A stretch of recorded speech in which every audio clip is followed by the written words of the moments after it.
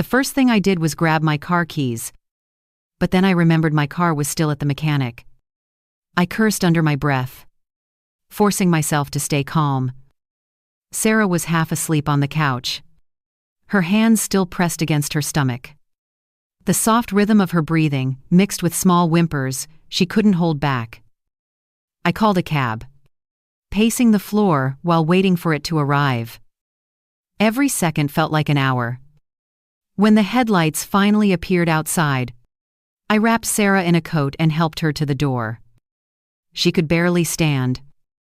Her skin was cold and damp, her face pale under the porch light. I whispered that we were going to the hospital, that everything would be okay. Though deep down I wasn't sure I believed it. The ride felt endless. The cab smelled faintly of cigarettes and cheap air freshener, and the driver kept glancing at us through the mirror, probably trying to guess what had happened. Sarah leaned her head on my shoulder and whispered that she was sorry for waking me. Sorry. The word cut through me like glass. I told her to stop apologizing, to just breathe. But her tears soaked through my sleeve. The hospital's fluorescent lights hit my eyes as soon as we arrived.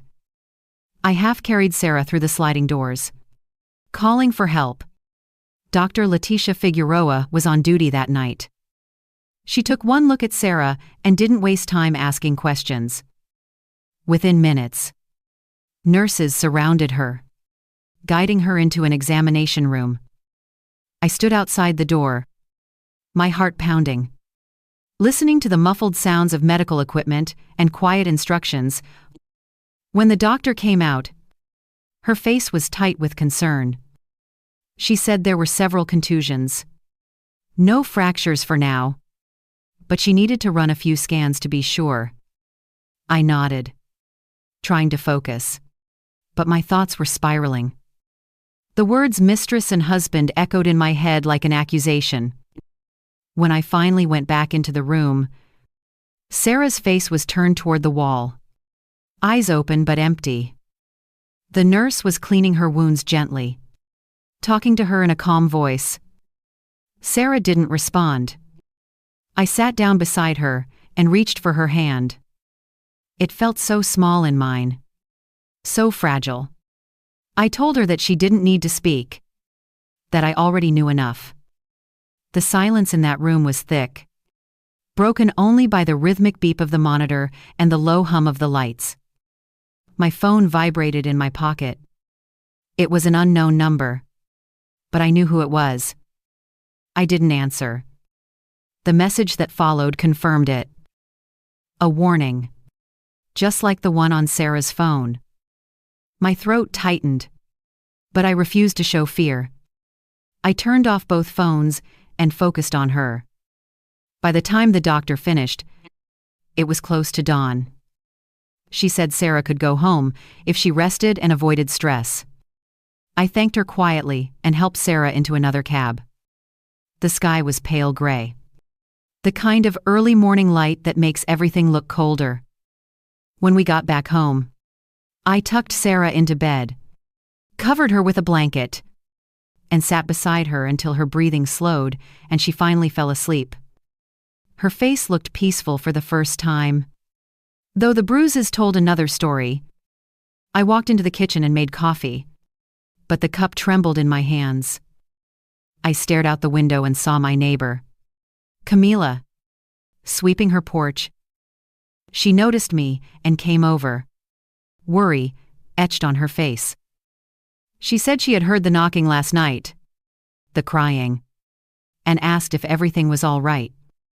I told her as little as I could, but her eyes filled with fury when I mentioned Robert.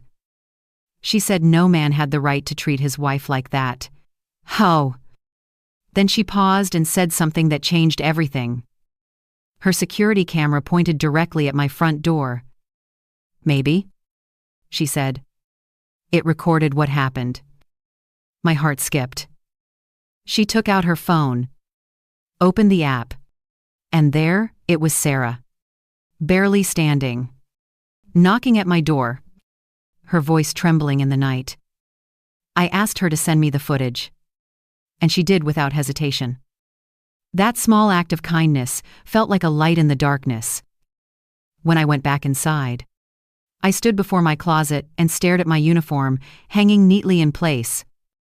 The blue shirt, the khaki pants, the belt, the badge. It all seemed to look back at me. I reached out, my fingers brushing over the fabric, and I could almost hear my own heartbeat echoing through the room. I realized I had two choices. I could stay silent. I hope the wounds healed. Pretend it would never happen again. Or I could use everything I had: my badge, my training, my will to make sure it never did. The choice wasn't hard. I closed the closet door, turned off the light, and whispered to myself that by sunrise, this would no longer be just a mother's story. It would be the beginning of a reckoning. The morning air was heavy, still carrying that strange quiet after a sleepless night. I sat at the kitchen table with my badge lying beside my coffee mug, staring at it like it could tell me what to do next. Every sip tasted bitter. My hands wouldn't stop shaking. Across the hall, Sarah was asleep. Her face turned toward the window where thin sunlight filtered through the curtains. I watched her chest rise and fall, each breath a reminder of how close I had come to losing her to something I couldn't even name. I opened my notebook, the same one I used for work, and began to write dates, times, details, everything she had told me, everything I had seen. The bruises, the swelling, the messages on her phone. Evidence, I thought. I wasn't just her mother anymore. I was an officer gathering proof of what had been done. My heart ached with every word I wrote, but it gave me something to hold on to. Around 8 o'clock, I called someone I hadn't spoken to in months, James Ellison, a lawyer who had once worked with me on a case years ago. He sounded half awake when he answered, but the moment he heard my tone, he straightened up. I told him briefly what had happened, that I needed legal protection for Sarah and guidance on how to proceed. He didn't ask questions, just said he would come by that afternoon. When I hung up, I felt a flicker of strength return. It was faint, but it was there. I went into Sarah's room again. She stirred as I brushed her hair from her forehead. Her face looked softer in the daylight, but the bruises still glowed dark under her skin. I told her to rest, that I had things to take care of. She nodded weakly, her eyes half open, and I could see the confusion behind them, fear mixed with disbelief. How had her life, once full of love and plans, become this? I didn't have an answer. So I just kissed her forehead and stepped out quietly. The neighbor, Camila, came by again with a tray of breakfast she had made for us. Her presence filled the room with warmth I didn't know I needed. She told me she had saved a copy of the security footage and that no one else had access to it. I thanked her, promising to use it carefully. She placed a gentle hand on my arm and said she trusted me to do the right thing. Her confidence gave me courage. When she left, I plugged the small USB she had given me into my laptop. The screen flickered, and the video appeared. It was short, barely 2 minutes long, but it was enough. Sarah, barely standing, knocking on the door in the dark, her faint voice calling for me. I had to pause the video halfway through because my hands were trembling too much.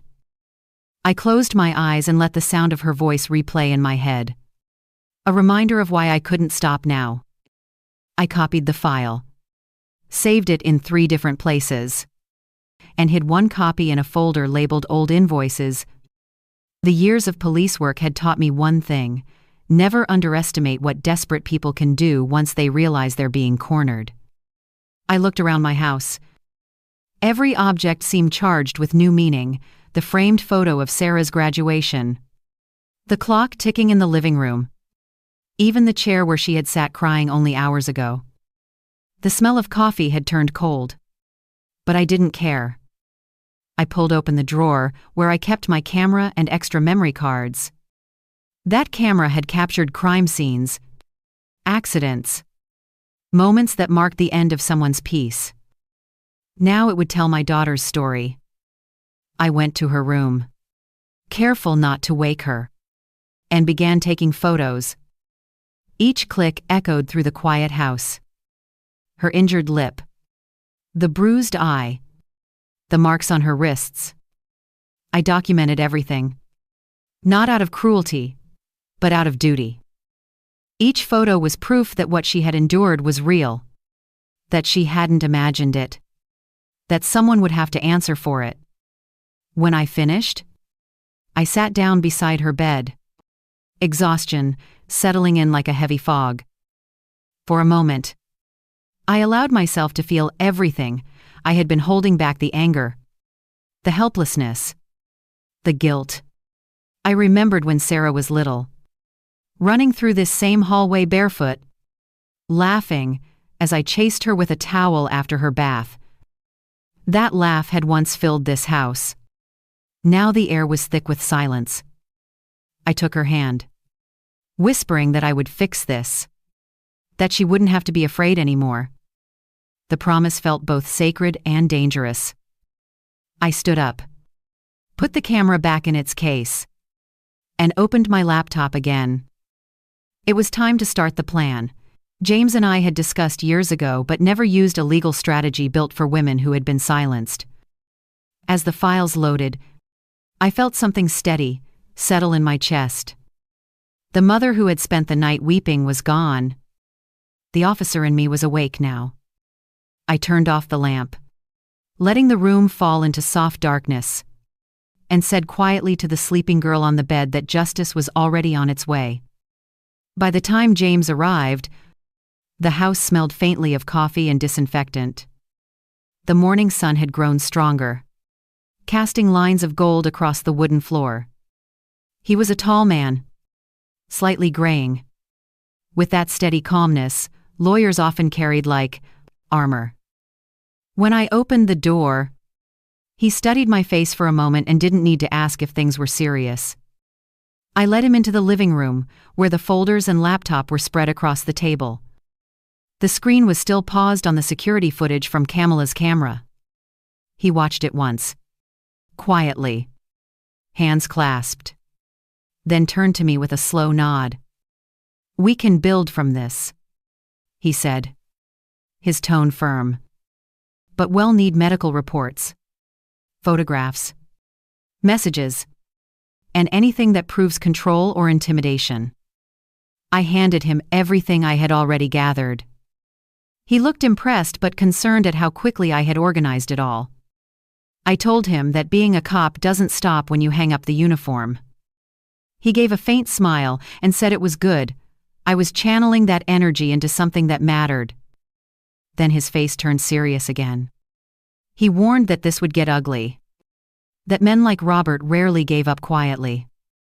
I already knew that. I'd seen it too many times before. Watching cases unravel because fear silenced the victims. I wasn't going to let that happen here. After he left, I went to check on Sarah. She was awake, sitting up in bed, her hair tangled, eyes hollow from lack of sleep. She looked so much younger than her 20-something years, almost like the little girl who used to crawl into my bed after nightmares. I sat beside her and told her that I had called James, that we were taking the first steps toward something bigger than just punishment. It was about truth. She nodded weakly, but didn't say much. Her hands fidgeted with the edge of the blanket, the same way she used to when she was nervous as a child. I told her she didn't need to be brave right now, that it was my turn to carry the weight for both of us. She looked up at me, eyes glassy, and whispered that she just wanted to disappear. That sentence broke me inside, but I didn't let her see. I held her hand, squeezing gently until she stopped shaking. I reminded her that she was still here. Still breathing. Still strong. Even if she couldn't feel it yet. Later that afternoon, I drove to the station to pick up copies of a few documents I might need. Walking through those doors felt strange. I had worked there for more than 15 years. Yet that day, the air felt heavier. The chatter of officers more distant. No one knew what had happened. And I wasn't ready to tell them. I just nodded to the ones who greeted me and went straight to my locker. Inside, my uniform hung perfectly pressed, untouched since the night before. The badge gleamed faintly under the dim light. And for a moment, I hesitated. That badge had always been a symbol of order and fairness. But today it felt personal. Almost sacred. I clipped it to my belt before leaving. On the way home, I stopped by a small diner. I hadn't eaten since the previous night. The smell of coffee and eggs filled the place, and the hum of casual conversation almost made me forget for a second what I was living through. But then I saw a man at the counter who looked too familiar, one of Robert's drinking buddies. My chest tightened. I paid quickly and left without finishing my meal. Outside, the sunlight burned bright, but the air felt cold against my skin. When I returned home, Sarah was sitting on the couch, scrolling through her phone, her face drained of color when I asked if she was reading messages from Robert. She hesitated, then handed me the phone. There were missed calls, voicemails, and texts filled with guilt and manipulation. One message read that she was destroying their marriage by involving her mother. Another tried to convince her it had been just an argument, that he loved her, that she was overreacting. I could almost hear the rehearsed charm in his words. In the same tone he used the first time I met him years ago. I deleted the messages and told her he didn't love her, he loved control. She looked away, tears rolling silently down her cheeks. I wanted to hold her, to take the pain away. But I knew this was something she had to face one day at a time. I told her the truth. That healing wasn't just about the body. It was about reclaiming her voice. She nodded slowly, still lost in her thoughts. As the sun began to set, I sat at my desk, typing out a formal report. It was a habit from my years on duty, record everything before memory softened it. The sound of the keyboard filled the silence, steady and rhythmic. Outside, the streetlights flickered on one by one. I attached copies of the hospital report, the photos, and the video. Each file was another layer of protection between Sarah and the man who thought he could break her. When I was done, I saved everything onto a flash drive and placed it inside the drawer beneath my old revolver. I locked it, exhaled, and looked around the quiet house. The smell of soup drifted from the kitchen. Camila had dropped off dinner earlier. I hadn't eaten it yet, but knowing it was there brought a small comfort. I poured myself a glass of water, stared out the window, and whispered a prayer I hadn't said in years. Not for revenge, but for strength. Tomorrow, I told myself, would be the real beginning. But deep down, I also knew something darker. Robert wasn't going to let go easily. I could almost feel it in the air, heavy and certain, like the calm before a storm. That night I couldn't sleep. Every time I closed my eyes, I saw Sarah's face under the porch light, her lips trembling as she begged me to open the door. The image looped in my mind like a silent film that refused to stop. The house was dark and still, the kind of quiet that pressed against your chest. I sat in the living room, the clock ticking loud enough to feel like it was keeping time with my heartbeat. I stared at the framed photo of Sarah and Robert on their wedding day, sitting on the shelf, They had looked so happy, so certain of their future. I remembered how he had held her hand then, the way he had looked me in the eye and promised to take care of her. My stomach turned.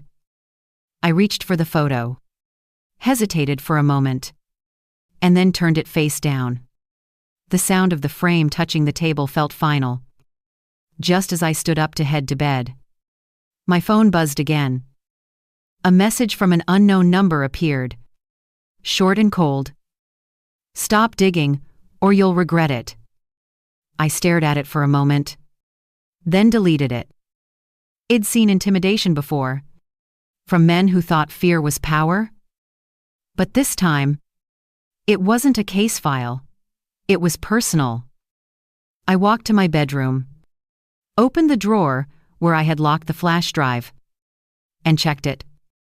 Still there. I slid the drawer shut and turned the key. For the first time in years, I wished I wasn't alone in this house. But loneliness had a way of sharpening resolve. I took one last look at the dark window before lying down beside my badge on the nightstand. Sleep didn't come. Instead, thoughts ran wild. How to protect Sarah. How to expose Robert. How to make sure the system didn't fail her like it had failed so many others. By morning, exhaustion clung to me like fog. I brewed coffee strong enough to cut through the heaviness in my head. The smell filled the kitchen, and for a brief second, I felt normal again. Sarah came out of her room slowly, wrapped in a blanket, her hair messy, her eyes swollen. She sat at the table, her fingers tracing the rim of her mug without drinking. She whispered that she had dreamt of Robert pounding on the door, calling her name. I told her it was just the mind trying to make sense of fear. She nodded, her voice small as she said she didn't know who she was anymore. I reached across the table and told her that what she had gone through didn't define her. That survival itself was strength. She looked at me for a long time before saying that she wanted to tell the truth, no matter how painful it was. That was the first real spark of the daughter I used to know. Later that day, James called to say he had spoken with a judge about filing for a protection order. He said it would take a few days. But in the meantime, we needed more concrete evidence of Robert's behavior. I told him I already had the video and photos, but he said we needed something undeniable, something public. His words echoed in my mind long after we hung up. I knew exactly what he meant. Robert was the kind of man who presented himself as charming and successful. The type neighbors respected because they only saw his polished side. If we were going to expose him, we needed to show what hid behind that charm. That evening, as the sun dropped low and shadows stretched across the living room floor, I opened my laptop again and began searching. I knew his patterns. I knew where he went when he thought no one was watching. Old instincts from my years on the force guided me: names, places, times. I pulled up local surveillance maps and bar listings, cross-referencing them with his known contacts. It didn't take long. There was one place that came up more than once: a small bar near the highway. Quiet enough for secrets, noisy enough to hide them. I stared at the screen for a while, weighing my options. Going there would mean crossing a line. Not as a mother, but as an officer. Still, lines stopped meaning much when your child's pain sat 2 rooms away. As I prepared to leave, Camila knocked on the door with a casserole dish in her hands. She said she thought we could use something warm for dinner. I thanked her, and she looked at me closely. Noticing the tension, I couldn't hide. She asked if I was planning to do something dangerous. I forced a small smile and told her I was just doing what needed to be done. She didn't press. But before leaving, she squeezed my hand and said to be careful. Her kindness steadied me in a way I didn't expect. When the door closed, I stood there for a long time, holding the dish in my hands, the warmth of it grounding me in the moment. I left the house an hour later, dressed in plain clothes, a jacket that hid my badge but not my purpose. The sky was deepening to a bruised purple, the kind of evening where everything felt suspended. I parked 2 blocks away from the bar, letting the engine fade into silence. From the car window, I could see the dim red sign flickering above the entrance. I waited. People came and went, laughing, smoking, unaware of the stories unfolding around them. My hands gripped the camera resting on the passenger seat. My pulse matched the rhythm of the flickering light. It wasn't fear anymore. It was focus. Then, through the crowd, I saw him, Robert, stepping out of his truck, his arm draped around a woman in a red dress. The world seemed to narrow into a single point. I lifted the camera, adjusted the lens, and pressed the shutter. The sound was soft, almost gentle, but to me, it thundered like justice, calling my name. I stayed in the car, the camera steady in my hands, watching through the windshield as Robert and the woman laughed together under the neon glow. Her red dress caught the light like a warning flare, and his arm never left her waist. For a moment, the noise from the bar drowned everything else out, the clinking of glasses, on the hum of a jukebox, but all I could hear was Sarah's voice from that night, trembling as she said he had chosen someone else. My chest tightened. Every picture I took felt heavier than the one before. I zoomed in, making sure to capture his face clearly, the license plate of his truck, in the way he looked at her with the same affection he once used to manipulate my daughter. The evidence was undeniable. Still, my hands shook when I lowered the camera. No amount of proof could erase the image of what he had done. They went inside the bar, and I waited. My breath fogged the window as I stared at the door, every muscle tense. After an hour, they came out again, stumbling slightly, laughing too loud for the quiet street. They got into the truck, his hand resting on her thigh as if the world belonged to him. I followed them at a distance, headlights off, keeping to the shadows. My old car rattled against the uneven road, but the night covered the sound. They stopped at a small roadside motel, the kind of place people used when they didn't want to be seen. I parked across the street, heart pounding, and took a few more photos as they entered. Robert held the door open for her like a gentleman in some cruel parody of decency. I sat back in the driver's seat, exhaling slowly. I had what I needed. It wasn't triumph, I felt it was something darker. A mix of exhaustion and rage. I stayed a few minutes longer, watching the red motel sign blink on and off, and then drove home through the empty streets. When I got back, the house was silent except for the soft hum of the refrigerator. I took off my jacket and placed the camera on the table. My fingers were stiff from gripping it too tightly. I connected the memory card to my laptop, and the screen filled with images, his truck, his face, the woman's red dress under the streetlight. Every frame told a truth I already knew, but seeing it in front of me made it real. I created a folder labeled evidence and locked it with a password. Then I printed a few key photos and slipped them into a file. The printer's steady rhythm sounded like a heartbeat.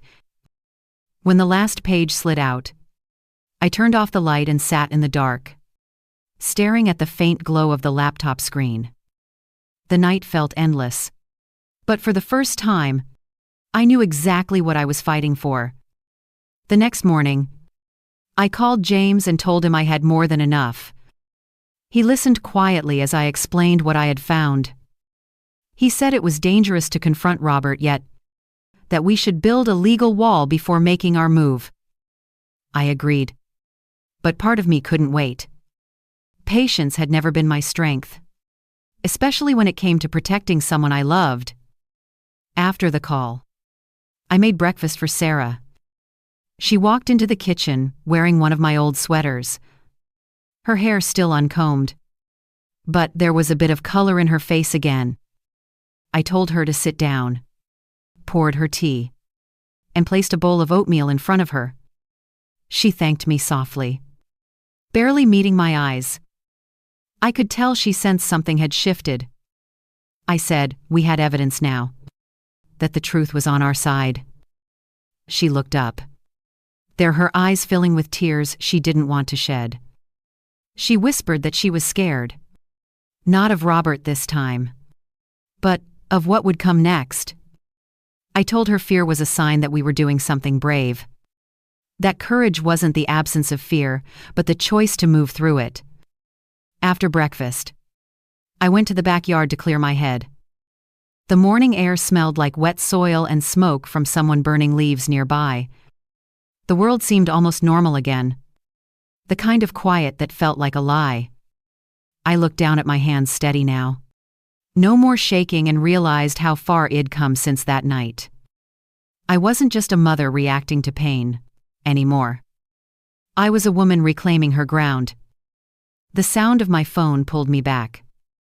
It was a call from Commander Rosales, an old friend from the force. He said, had heard whispers about Robert's temper and offered to keep an eye on things if needed. I told him I might take him up on that. After we hung up, I went back inside and found Sarah asleep on the couch, the blanket tangled around her. I stood there for a long time, watching her breathe, thinking about all the mothers who had sat like this, watching over the broken pieces of the people they loved. That night, as I filed the evidence and prepared the written report for James, I realized something that made my hands go still. The fight ahead wasn't just about proving what Robert had done. It was about every woman I'd ever seen walk into a police station with fear in her eyes and walk out with a silence that no report could fix. I closed the file and whispered into the empty room that I wasn't going to fail this time. For Sarah. For myself. For all of them. But as the clock struck midnight, I heard a sound outside, a car engine idling for too long near the curb. I went to the window and pulled the curtain slightly. A silver truck sat under the streetlight. Headlights off. My pulse quickened.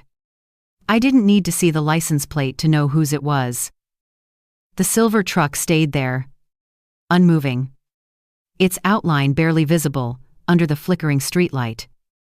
I stood behind the curtain, holding my breath, every nerve on alert. For a moment, nothing happened. Then the headlights flashed once, twice, like a taunt, before the engine roared to life and the truck pulled away into the dark. I let the curtain fall back into place, forcing myself to stay calm. Fear would only cloud my judgment. I checked the locks on every door, then went to Sarah's room. She was still asleep, her breathing steady, her body curled under the blanket, like a child hiding from a nightmare. I sat on the edge of the bed and watched her for a long moment. She didn't need to wake up and see me shaken. I tucked the blanket tighter around her and whispered that everything would be fine, even though I wasn't sure if that was true. I went back to the living room and turned on the small lamp by the sofa. The soft light felt like company. I sat there, staring at the stack of folders and the camera resting on the table. Every piece of evidence I had collected was solid, but Robert was bold, reckless. If he knew I was building a case, Ted tried to destroy it, or, worse. I took out my phone and called Rosales. He answered immediately, his voice rough with fatigue but alert. I told him about the truck, that I was sure it was Robert watching the house. He didn't doubt me. He said send a patrol to circle the block through the night, and advised me not to go outside alone. His calm steadiness helped steady me too. I thanked him, then hung up and exhaled slowly. The night went quiet again. The clock ticked. The world outside seemed to hold its breath. By dawn, the tension in my chest had turned into determination. The light through the window was pale blue, the kind that makes everything look honest. I brewed fresh coffee and sat at the table reviewing the documents. The protection order James had filed was still pending. But with the new photos, it would only be a matter of time. I organized each folder carefully: medical records, photographs, text messages, the video from Kamala's camera. The weight of the evidence made the table creak slightly, and I took that sound as a sign that we were ready to move forward. When Sarah woke up, I told her to get dressed. She looked confused at first, but I explained that we were going back to the hospital for a follow-up exam. Her stomach bruises worried me. She nodded, too tired to argue, and slowly got ready. At the hospital, Dr. Figueroa greeted us with the same calm professionalism as before. She examined Sarah carefully, noting the fading bruises, but also the deeper emotional signs: tension in her posture, the flinch at sudden sounds. She said recovery would take time, both physically and mentally. When she left to print the new report, Sarah turned to me, her eyes full of uncertainty. She asked if we were doing the right thing, if pushing this further would only make things worse. I told her that silence was what made things worse. That truth was the only way to stop men like Robert. She nodded slowly, staring at her hands. I could see the doubt still lingering, but behind it was something else: resolve, beginning to form like the first light through clouds. Back home, I called James again and told him about the truck outside the night before. He wasn't surprised. He said intimidation was a common tactic when an abuser felt cornered. He told me to keep documenting everything, even small details. Then he hesitated, his voice lowering as if he were thinking ahead. He said we had built a strong case already, but if we wanted to ensure conviction, we needed to show a pattern, a history of deceit, manipulation, and greed. That meant digging deeper into Robert's finances and personal records. I asked how. He said he had someone who could help quietly, a contact at the property registry. My pulse quickened at that. I didn't know it yet, but that call would open the next chapter of our fight. That evening, I was sitting in the living room, sorting through receipts and phone bills, when my phone rang again. The number on the screen was one I didn't recognize, but the voice on the other end made my heart stop. It was Romero Alcazar, an official at the registry whom I knew from a case years ago. His tone was cautious, his words deliberate. He told me he had seen my name and Sarah's on a property transfer file from the previous week, land that used to belong to my late father. He said the papers had been signed over to a woman named Denise Salgado. My blood ran cold. Sarah and I hadn't signed anything. I asked if he could send me a copy. He agreed, but warned that something about the file seemed off, that I should come by in person. I hung up the phone and stared at the wall. For a long minute, I couldn't move. I had thought Robert's betrayal had already hit its peak. I was wrong. He wasn't just trying to break my daughter's spirit, he was trying to erase our family's legacy. I grabbed my keys and jacket and told Sarah I needed to run an errand. She looked at me, worry flickering in her eyes, but I told her not to wait up. As I drove toward the registry office, the late afternoon light turned orange, painting the streets in long shadows. My hands gripped the wheel tighter with every mile. I replayed Romero's words over and over. The land was the only thing left from my parents. The place where Sarah learned to ride a bike, where we planted trees together years ago. It was more than property. It was memory, belonging, love made tangible. The thought that Robert had forged our names to take it made something inside me snap. When I arrived, Romero met me in his small office, closing the door behind us. He handed me the file with a grim expression. The signatures on the papers were shaky imitations of ours. The kind of forgery that might fool an outsider, but not me. He whispered that Robert had delivered the documents himself, claiming we had authorized him to handle the transfer. I clenched the papers in my hands, so tightly they crumpled at the edges. Romero said quietly that someone inside the office must have helped him. That it was risky, even to tell me. I thanked him, promised to keep his name out of it, and left. The moment I stepped outside, the evening wind hit my face like ice. The city around me blurred. For a second, I couldn't tell if I wanted to cry or scream. But as I stood there under the fading light, one thought crystallized: Robert had taken everything he could, except my strength. And now, that was what I'd have to face. I drove straight to Jameis' office, with the file still clutched in my hand. The papers creased and warm from the heat of my anger. The city lights blurred past the windshield, my reflection faint in the glass. I barely noticed the traffic or the sound of the radio murmuring in the background. All I could see were those forged signatures, mine and Sarah's, like scars written in ink. When I arrived, James was waiting. He must have heard the strain in my voice over the phone when I told him I was coming. He motioned for me to sit, and I dropped the file onto his desk. The pages fanned out like a wound opening wider.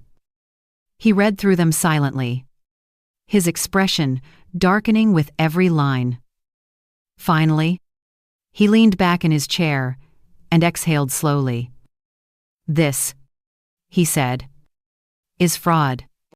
Plain and simple. Combined with the violence and the infidelity. It's enough to bury him legally." But he warned me again, Robert would fight harder now that everything was at stake. I told him that I wasn't afraid. That fear was a luxury I couldn't afford anymore. James nodded, but reminded me that we needed more than rage. We needed precision. He said he'd contact Romero discreetly to verify the internal corruption behind the forged documents. I thanked him, stood up, and turned to leave. But he called after me. "Elizabeth," he said, "take care of yourself. You're not invincible." His voice was kind, but firm. The kind of tone people use when they know you're already too far in to stop. I didn't answer. I just gave a small nod and walked out into the hallway. The elevator ride down felt endless, the fluorescent lights flickering above me. I caught a glimpse of my reflection in the mirror panel, tired eyes, clenched jaw. A woman who had forgotten what rest felt like. When I got home, the house was dim, the lamps casting long shadows across the floor. Sarah was sitting on the couch, her legs tucked under her, flipping absently through an old magazine. She looked up when I walked in, sensing something in my face before I said a word. I told her about the land, about how Robert had stolen not just her peace, but our family's inheritance. Her eyes filled with disbelief first, then fury. She stood up so quickly, the magazine fell from her lap. Her voice cracked as she asked how someone could be so cruel. I didn't have an answer. I just told her that men like him didn't stop until someone made them. I showed her the forged papers, pointing to the shaky signature that pretended to be hers. She stared at it for a long moment, her hands trembling. Then she whispered that the land was where her grandfather used to take her fishing, where we planted the lemon tree still standing by the fence. Her voice broke on that last word, and I felt a lump rise in my throat. I took her hand, guiding her to sit beside me. I told her we would get everything back, but more importantly, we would get our dignity back. She nodded, tears slipping down her face silently. After a few minutes, she asked if Robert could go to prison for what he'd done. I said yes. But it wouldn't be easy. He'd try to twist everything. Play the victim. Use his charm like a weapon. Sarah's gaze hardened. She said she wanted to testify. That she didn't want to live in fear anymore. That was the first time I'd heard strength in her voice since that terrible night. I squeezed her hand. Proud, but afraid for her too. I knew what it meant to stand up to someone like him. That night, after Sarah went to bed, I sat in my room going over the evidence again. The light from the desk lamp cut through the darkness, casting a soft glow over the scattered documents. I placed the fraudulent land transfer papers beside the photos of Sarah's bruises, the hospital reports, and the images of Robert with his mistress. Piece by piece, it all formed a story too cruel to ignore. I added a copy of everything into a sealed envelope and hid it inside the lining of my jacket. Just in case. Outside, the wind picked up, rattling the windows. The sound made the house feel alive, as if it were breathing with me, holding on to the same quiet rage. The next morning, I met Rosales at a small cafe near the station. He was already there, his coffee half finished. He listened as I told him about the forgery, his expression tightening with each detail. He said, "Head, make sure Robert's movements were monitored and that patrols would keep an eye on our house." I handed him a copy of the file. If anything happened to me, I wanted him to have it. He didn't argue, just nodded and slipped it into his briefcase. Before leaving, he said softly that I was walking a dangerous line between justice and revenge. I told him that sometimes the two wore the same face. When I got home, I found Sarah in the kitchen making tea. Her hair tied up, her movements more deliberate than usual. She looked at me with quiet resolve.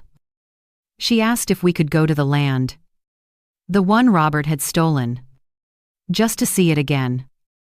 I hesitated but then agreed. We drove out in silence, the road stretching ahead through fields that shimmered under the afternoon sun. When we reached the gate, the lemon tree still stood there, older now, but alive, its leaves trembling in the breeze. Sarah walked up to it and touched the bark gently, her fingers tracing the scars left by time. She said she remembered the swing her grandfather hung there, the sound of laughter that used to fill the air. I watched her, my throat tightening. I told her we would bring it all back, the land, the peace, the truth. She turned to me, the wind blowing through her hair, and said she believed me. As we drove home, the sun dipped low, painting the sky in shades of gold and crimson. For the first time in weeks, I felt something close to hope. But that feeling didn't last long. When we pulled into the driveway, there was an envelope stuck under the front door. I picked it up, recognizing the handwriting instantly. It was Robert's. The message inside was short. "You don't know who you're dealing with." My hands went cold.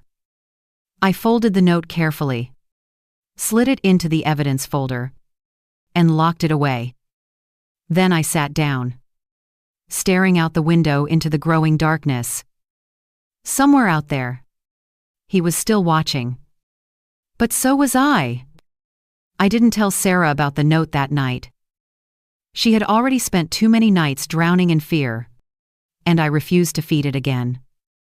Instead, I tucked her in, sat by her bed until her breathing evened out, then slipped back into the hallway. The house creaked softly with the cool wind pushing against the windows.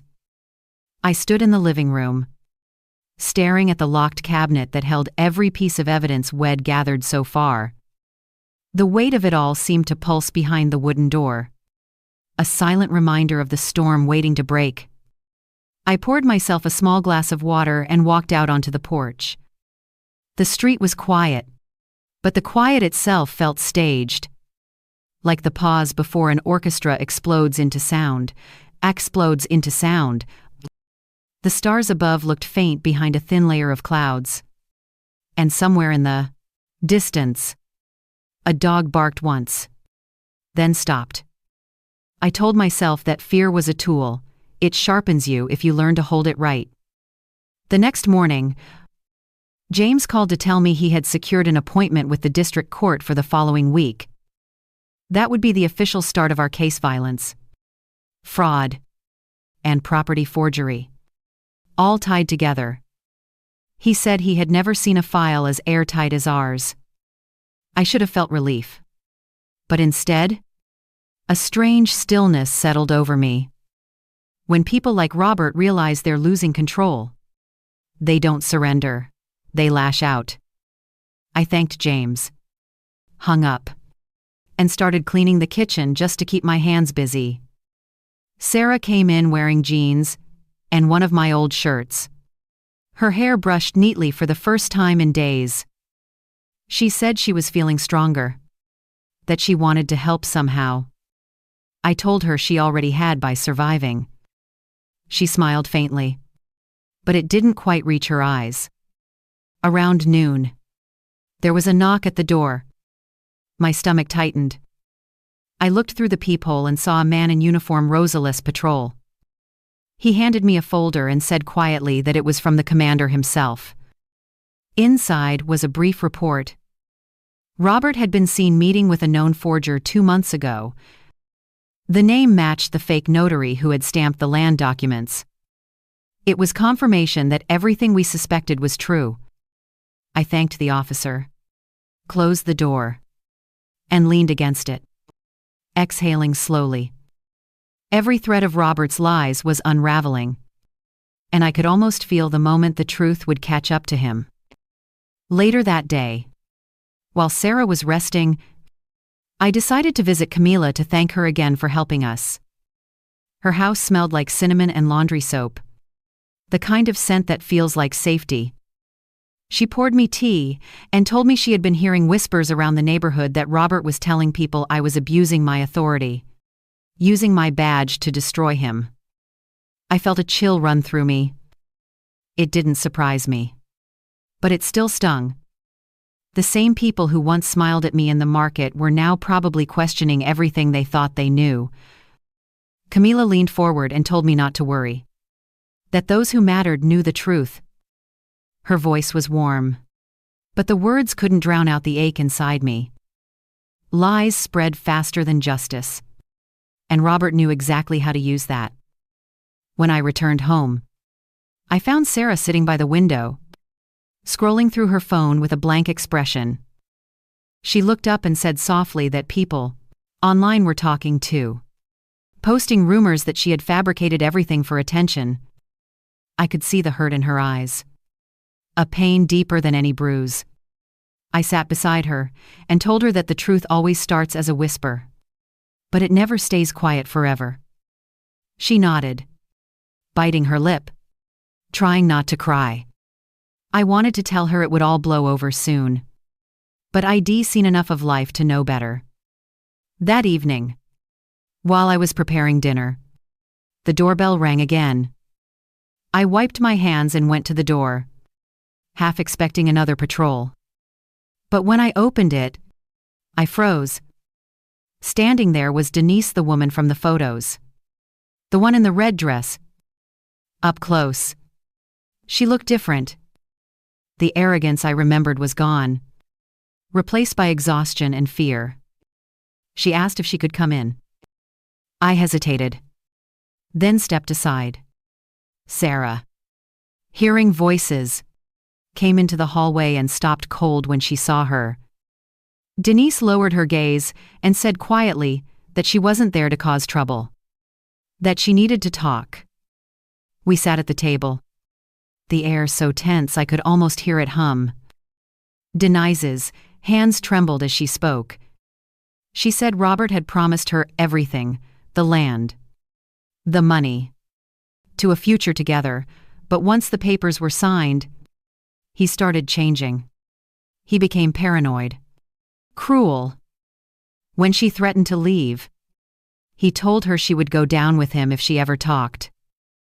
She showed me a small bruise on her wrist, faint but real. I could feel Sarah's anger rising beside me, but I placed a hand on her arm to keep her calm. Denise looked at me with pleading eyes and said she was ready to testify, that she didn't want to be a part of his lies anymore. I sat back in my chair, studying her. She wasn't innocent, but she was finally telling the truth. And in our fight, that truth was priceless. I told her I'd arrange protection if she agreed to give a full statement to James and Rosales. She nodded quickly, relief flooding her face. As I walked her to the door, she turned to me and whispered that Robert had a plan, something he was preparing if the case went public. Before I could ask what she meant, she shook her head and said she couldn't say more yet. Then she hurried down the steps, disappearing into the fading light. I stood in the doorway, the wind cold against my skin, her words echoing in my head. Robert had a plan. Whatever it was, I knew it wouldn't be mercy. I locked the door behind me and turned off the porch light, my mind already racing. Whatever storm was coming, it was closer than ever. That night, sleep didn't stand a chance. The moment I closed my eyes, Denise's voice replayed in my mind. Robert had a plan. The phrase echoed like a riddle I couldn't solve. I lay awake listening to every sound outside. A passing car, the rattle of wind through the trees, the distant bark of a dog. Each one made my muscles tighten. Around 2 a.m, I got out of bed, wrapped a blanket around my shoulders, and went to the living room. The clock ticked steadily on the wall, indifferent to everything falling apart in our lives. I opened my laptop again and reviewed the files, photos, hospital records, bank transactions, the land papers. Every piece of evidence we had collected was there. But still, it didn't feel like enough. Robert was desperate now. And desperate men make dangerous moves. At sunrise, I called Rosales. He picked up on the second ring, his voice low and steady. I told him Denise had come to see me, that she was willing to testify, but afraid for her safety. He said he'd handle it, that he would assign an officer to keep watch over her until the hearing. I thanked him and hung up. But the unease didn't leave me. When I turned around, Sarah was standing at the end of the hallway, wrapped in her robe, eyes wide with exhaustion. She asked who I was talking to. I told her it was Rosales, that he was helping us. She nodded slowly, her face pale in the soft morning light. Then she said something that stopped me cold. She had dreamt about Robert again. In her dream, he was standing outside the window, smiling. I forced a reassuring tone, told her it was just her mind playing tricks. But deep down I knew better. Later that day, James called. He said the court date was confirmed for Monday morning, 3 days away. His voice carried a cautious optimism. He told me that with Denise's testimony, the case would be nearly impossible to dispute. He also warned me that Robert had hired an aggressive defense attorney, a man known for twisting stories until the truth bled out of them. I told him I'd be ready. After we hung up, I spent the afternoon reviewing every possible angle they could attack. I rehearsed my testimony aloud, line by line, until my throat was dry. I wasn't just preparing as a mother anymore. I was preparing as a soldier going to war. That evening, while Sarah was showering, I went out to the porch to clear my head. The air smelled of rain, heavy and metallic. I leaned against the railing and looked across the street. Camilla's house lights were off, but her curtains were drawn open just enough for me to see the faint flicker of her television. The normalcy of it comforted me for a second. Then I noticed something: a car parked a few houses down. Engine running. Lights off. My stomach dropped. I watched closely, trying to make out the shape inside. A silhouette moved in the driver's seat, the glow of a cigarette flaring briefly in the dark. I stepped back, my pulse quickening. After a few minutes, the car pulled away slowly, turning the corner without headlights. I stood there frozen for a while, the smell of smoke lingering in the air. When I went back inside, Sarah was sitting on the couch in her pajamas, scrolling through her phone. She looked up at me and asked if something was wrong. I told her everything was fine, that she needed to rest before the trial. But I knew my voice betrayed me. I locked all the doors, double-checked the windows, and set my phone to record any unusual sounds through the night. The house felt smaller somehow, the walls closing in. I sat in the armchair near Sarah's room, keeping watch like a guard on duty. Around midnight, I must have dozed off, because I woke to the faint sound of movement outside, soft footsteps on gravel. I held my breath, waiting. The sound stopped, followed by silence so thick it hurt my ears. I didn't move, just listened, every sense alive. After a few long minutes, the silence broke with the distant rumble of an engine starting. The car was gone again. By morning, my nerves were frayed, but I didn't let Sarah see it. I made breakfast, though neither of us had much appetite. She asked if Denise would really testify. I said yes, though a part of me worried Denise might lose her nerve at the last minute. Sarah said she wanted to face Robert in court, to look him in the eyes when the truth came out. I admired her courage, even as I feared for what that confrontation would do to her. I told her we'd go together, that she wouldn't have to face him alone. The weekend crawled by, each hour heavier than the last. Rosal's sent a car to patrol the street both nights. He called Sunday evening to tell me Robert had been seen near the courthouse, speaking to his lawyer and a few of his men. He told me to stay alert. I said I already was. That night, I went into Sarah's room one last time before bed. She was sitting up, reading quietly. Her bruises faded to pale yellow shadows. I told her she was the bravest person I'd ever known. She smiled faintly, said she just wanted everything to stop. I promised her it would. When the morning of the trial finally came, the sky was gray and heavy, the kind of sky that held back its rain until the last possible moment. I ironed my uniform carefully, each crease precise, the badge polished until it caught the light.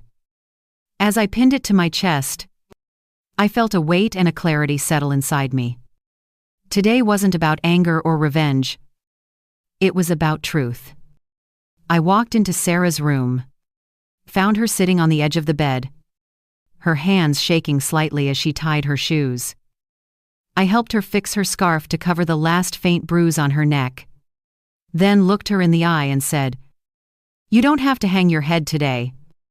She nodded, tears gathering, but refusing to fall. When we stepped outside, Rosal's patrol car was already waiting. As the door closed behind us, I took one last look at the house that had seen too many sleepless nights and whispered that the next time we came home, peace would follow us through that door. The courthouse loomed ahead, its stone walls cold against the gray sky. As Rosales drove, the wipers beat back a thin drizzle that streaked across the windshield. Neither Sarah nor I said a word. The silence between us was heavy but alive, pulsing with everything we didn't need to explain. When we reached the entrance, I stepped out first, my shoes splashing lightly on the wet pavement. The square outside was already crowded. Neighbors, reporters, curious onlookers. Some whispered as we passed, their eyes following us like shadows. I could feel the sting of their judgment, but I kept my head high. Sarah walked close behind me, her hand clutching the small purse where she kept a folded copy of her medical report. Every step she took seemed to carry the weight of years. Inside, the air was cooler, the fluorescent lights too bright. James met us at the hallway near courtroom 3. His tie slightly crooked, his expression steady but tense. He handed me a folder with the final motion papers, whispering that Denise had already arrived and was waiting in a side room under police protection. I nodded, feeling a mix of gratitude and worry. He said softly that Robert was here too. My heart clenched.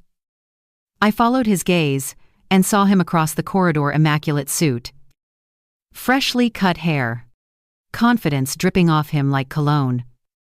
For a moment, he met my eyes. His mouth curved into a smile that didn't reach the rest of his face. It was a smile of mockery, a performance for the crowd. I turned away before he could see the anger that was rising inside me. The doors opened, and the murmur of the audience quieted. The courtroom smelled faintly of wood polish and paper. It's familiar in a way that made my chest ache. I had spent years in rooms like this, chasing justice for others. Now, I was the one seated at the front, watching as my life unfolded under the gaze of strangers. The judge entered, his robe crisp, his expression unreadable. Everyone rose, then sat. James began, his voice even, but firm, laying out the charges: domestic harm, fraud, property forgery. Every word struck like a drumbeat. When the video from Camilla's camera played on the large screen, the room fell silent. The image of Sarah standing outside my door in the early hours of the morning filled the space with something electric, something raw. I heard a soft gasp from one of the benches behind us. Sarah's hand found mine under the table, cold and trembling. Robert's lawyer, Valdivia, stood next. His tone was smooth, practiced. He painted Robert as a victim of manipulation, a man destroyed by a vindictive mother-in-law using her badge for revenge. His words twisted reality into something unrecognizable. I could see the faces in the crowd shift, some uncertain, others skeptical. When he accused Sarah of fabricating her injuries, I felt my body tense. James placed a calming hand on my arm, signaling for patience. He let Valdivia talk himself in circles before standing again to present the next piece of evidence, the hospital report signed by Dr. Figueroa, detailing every bruise, every contusion, every cut. The facts cut through the lies like glass. Then came Denise's turn. She walked to the stand slowly, dressed simply, her hair pulled back, her eyes downcast. The room held its breath as she spoke. Her voice shook at first, but with each word, it grew steadier. She told the court about the affair, about how Robert had promised her the land in exchange for her silence. She confessed that she had gone along with the fraud at first, but that he had later threatened her when she tried to back out. Every detail was a nail sealing the truth. At one point, Robert slammed his fist on the table, shouting that she was lying. The judge's gavel cracked through the air, ordering him to sit down. Denise flinched, but didn't stop talking. When she finished, the courtroom was silent again, except for the faint hum of the ceiling fan. Sarah's turn came next. I wanted to stand in her place, to shield her from the eyes that watched, but I couldn't. She walked to the witness stand with quiet strength, her voice soft but unwavering. She recounted the night she had come to my door. The way she had felt the moment she realized love had turned into something that wanted to break her. As she spoke, I could see the walls around the people's skepticism begin to crumble. Her words weren't loud, but they carried truth, so pure it silenced everything else. When she said she had run not just to escape him, but to find herself again, I saw even the judge lower his gaze for a moment. Finally, James called me to testify. I stood, my badge catching the light as I approached the stand.